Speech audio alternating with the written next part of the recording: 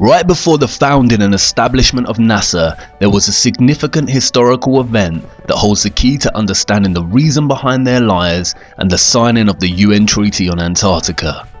But before looking at this event, it is necessary to examine the theory of the Big Bang, and any historical reference to such a phenomena before the theory was established in 1929 by Edwin Hubble, who was influenced by the work of Albert Einstein and Georges Lemay.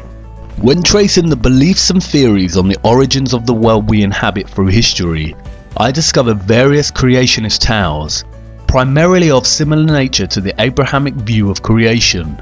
I also encountered various works of philosophers and scientists such as Aristotle, Immanuel Kant, Johannes Kepler and Isaac Newton that proposed a theory of the infinite nature of the universe. There is one text, however, that predates all of these ideas. The Kabbalah, a tradition of Jewish mysticism that can be dated back to 13th century BC, 1,000 years before Aristotle lived. In traditional understanding, it is said to originate from the time of Eden. The Kabbalah's account of the origin of the earth and universe is a complex one, but the summary of its vision can be understood through its concept of Ein Sof, which translates to unending or infinity. The Kabbalah lays out its origin story as such. In the beginning, the Ein Sof withdrew into itself, creating an empty space or vacuum, within which the forces of Din began to take on an independent life.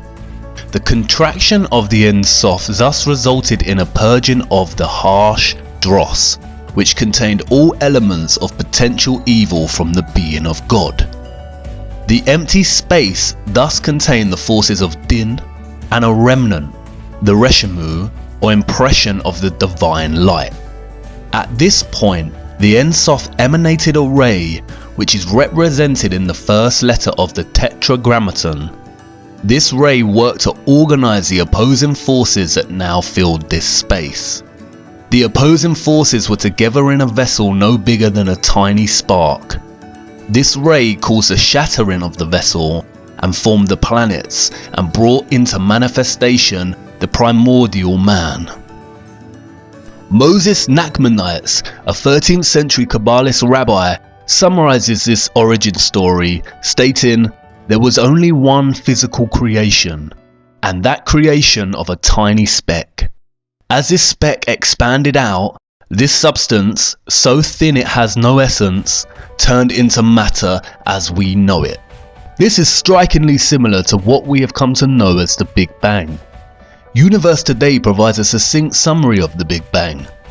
The Big Bang hypothesis states that all of the current and past matter in the universe came into existence at the same time, roughly 13.8 billion years ago. At this time, all matter was compacted into a very small ball with infinite density and intense heat called a singularity. Suddenly, the singularity began expanding and the universe as we know it began. This is the same story. Both present the idea that in the beginning there was a vacuum and then a small speck appeared, and from there began the expansion of matter, forming the planets and the world we know today. The only difference is the Kabbalah is written in a mythological discourse and the Big Bang is constructed in scientific discourse. But stylistic language choices aside, it appears that the Kabbalah had worked out the origins of the universe a long time before Einstein, Hubble and others. This leaves us with two conclusions from this discovery. 1. Contemporary Big Bang theory has proven the Kabbalah and its teachings. All people who believe in this theory should seek out the Kabbalist rabbi to learn more about what they believe. Or 2. Contemporary Big Bang theory was stolen from the Kabbalah, in which case neither is correct and it is all a big lie. I will return to this origin story shortly, but before I do, it is essential that we look at some of the esoteric teachings of the Kabbalah. Kabbalah in Hebrew means to receive or to orally receive. The secret, esoteric teachings of its mysticism were orally taught, written in codes, numerologies and symbols. Symbolism and numerology are especially important in Kabbalistic mysticism. Many books of the Kabbalah are extremely cryptic in nature, especially the Book of Zohar, which translates as splendor, and the Book of Bahir, which translates as illumination. Both texts have been deemed to be coded with gematria, which is a form of numerology where letters have corresponding numbers. A well-known example of Hebrew gematria is the word chai, which translates to alive, and is composed of 2 Hebrew letters that add up to the number 18. This has made the number 18 a lucky number for Jewish people, and gifts of money in multiples of 18 are very popular. Symbols are equally important in the Kabbalah and have been used as a method of conveying meaning and their secret teachings since its inception. Some of these symbols are widely recognized. For instance, the Kabbalah Tree of Life, or the Sephirot, the Hamza, and perhaps most famously, the 6-pointed star, the hexagram, or what is now referred to as the Star of David, and the symbol adorning Israel's flag. It is found in early texts of the Kabbalah, and its earliest Jewish association dates back to the Leningrad Codex of 1008. It is this 6-pointed star that I would like to focus on now, for you see, it was not always a symbol of Israel, nor is it exclusive to Judaism. To understand the hidden history of this symbol, we must first journey to the year 1760 as Mayor Amschel Bauer returns to Frankfurt to take over his deceased father's business in money lending. Before his death and in his son's absence, Mayer's father had mounted a coat of arms on the front of the entrance to the counting house to honour its name. The sign features a hexagram against a red shield. It was because of this sign that Bauer changed his surname. Rot is German for red and Schild is German for sign, so he took the name and became known as Mayer Amschel Rothschild. As Mayer's business began to thrive due to his discovery of loaning money to governments rather than individuals, he enlisted Adam Weishaupt to create the Order of the Illuminati, which was completed and established on May 1st of 1776. Soon after, Weishaupt merged the secret doctrines of the Illuminati with the Continental Order of Freemasons, which was founded in 1717 and largely peaceful until this merge. He then went on to establish the famous Freemason lodges of the Grand Orient to be the Illuminati headquarters. In establishing this order, Weishaupt recruited 2,000 followers, including the most intellectual men in the arts, education, science, finance and industry. They were given the following instructions in order to gain control. Number 1. Use money and sex bribes to obtain control of men in high positions. Number 2. Colleges and universities were to cultivate students possessing exceptional abilities and train them specifically in internationalism. Number 3.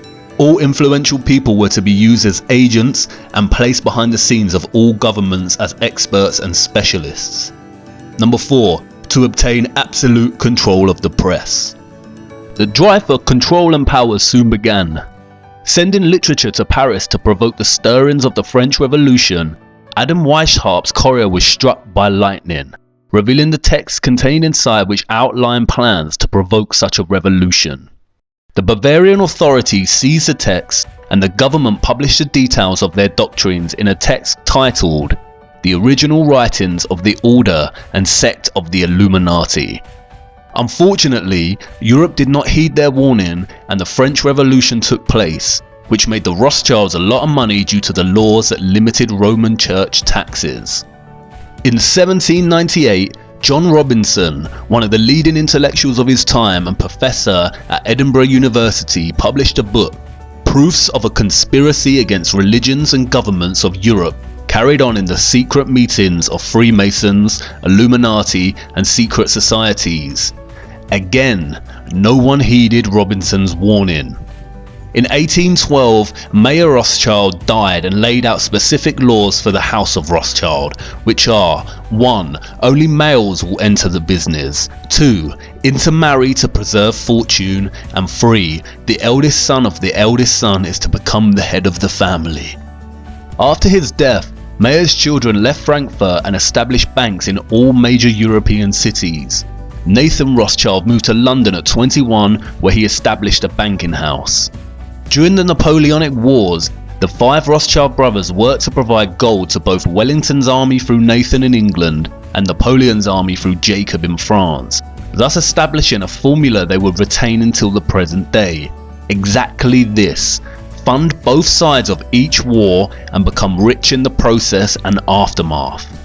The Napoleonic War forced Britain and many other countries in Europe to borrow vast sums from the Rothschild Bank, with interest rates they would never ever be able to pay back. Furthermore, they manipulated the stock market. During the war, speculators would watch the value of Nathan Rothschild's British war bonds in an attempt to guess who would win the war. Shortly after the battle ended, and long before anyone else knew who was the victor, Rothschild began selling bonds. Everyone assumed this meant that Napoleon had won and Europe had lost. Panic selling followed, and when prices crashed, Nathan bought the majority of these bonds.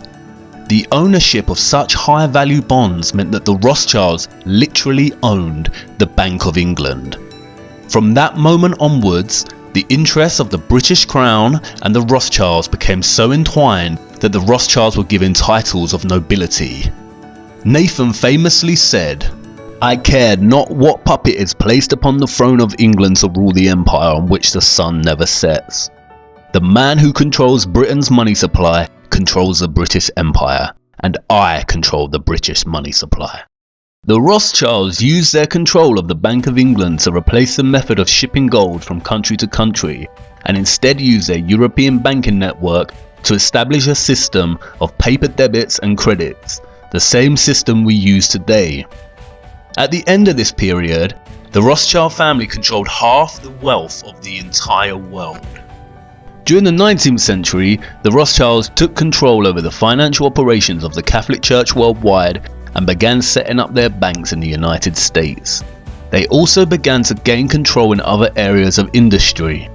In 1862, the Rothschilds used one of their own, John D. Rockefeller, to form an oil company called Standard Oil, which went on to dominate all competition and was funded to prominence by the Rothschilds.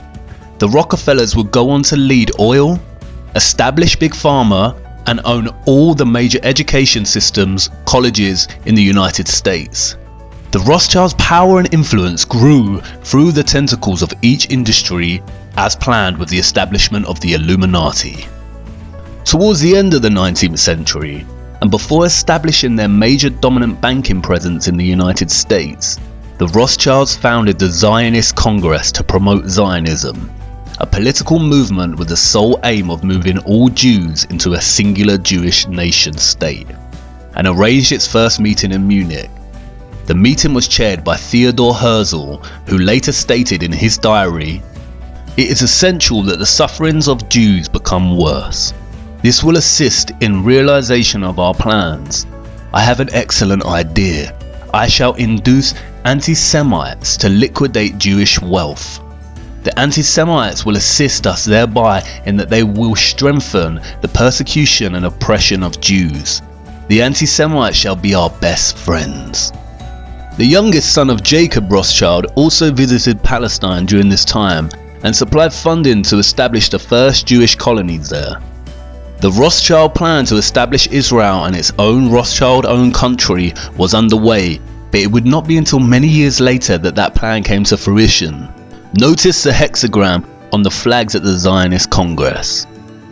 In 1910, plans were underway in the United States to set up the Rothschild centrally owned bank, the Federal Reserve.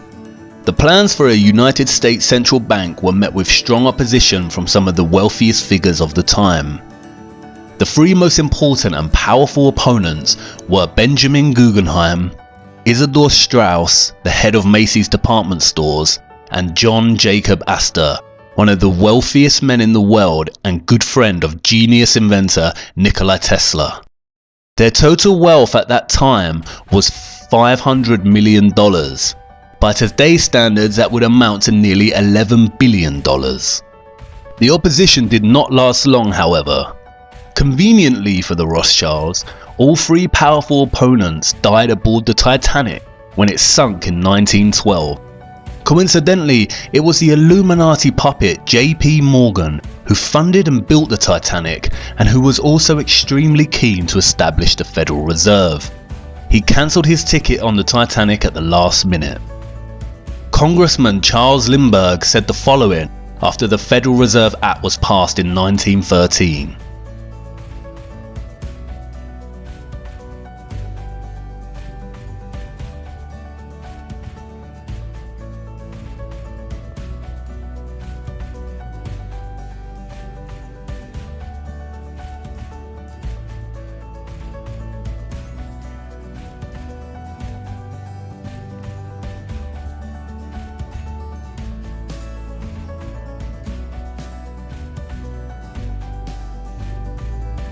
The last part of this statement is especially important.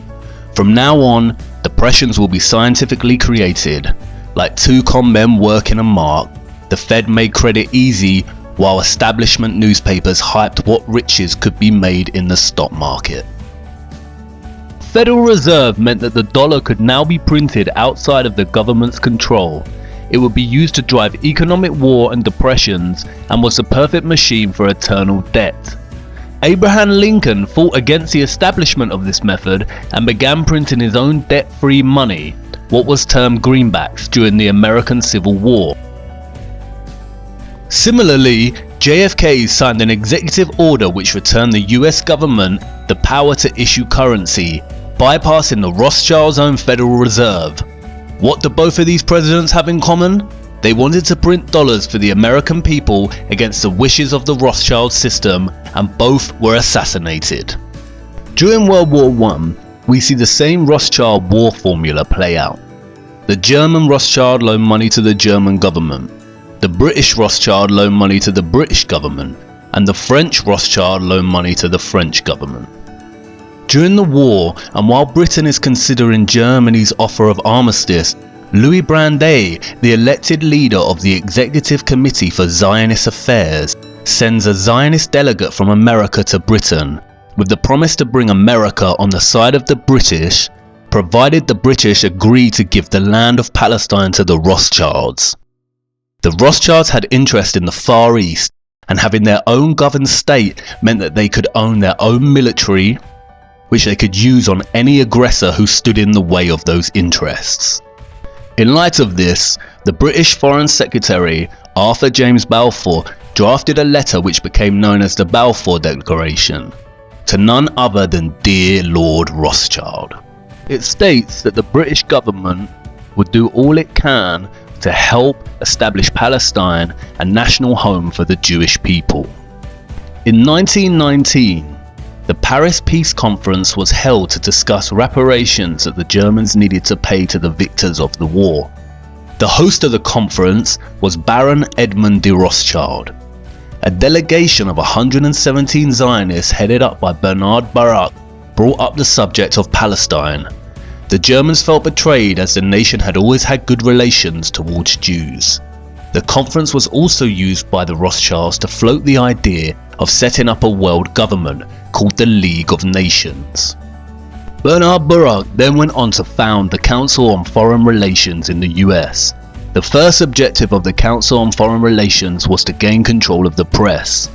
This task was given to none other than John D. Rockefeller, who set up many national magazines such as Life and Time magazine.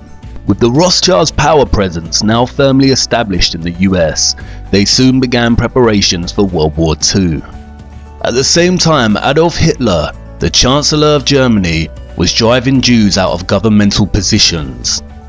A Rothschild puppet, Samuel Untermyer, the head of American delegation and blackmailer of President Roosevelt, called for all Americans to destroy German-made products, and thus began a large propaganda campaign. Once the effects of this boycott began to be felt in Germany, the Germans, who had demonstrated no violence towards the Jews up to this point, simply began boycotting Jewish stores in the same way the Jews had done to stores selling German products in America. This is the same year that President Roosevelt ordered the Illuminati eye to be placed upon all new dollar bills, along with the Latin phrase Novus Ordo Seclorum, which means a new order of the ages. 1 year later, Swiss banking secrecy laws were reformed, and it became an imprisonable offence for any bank employee to violate bank secrecy.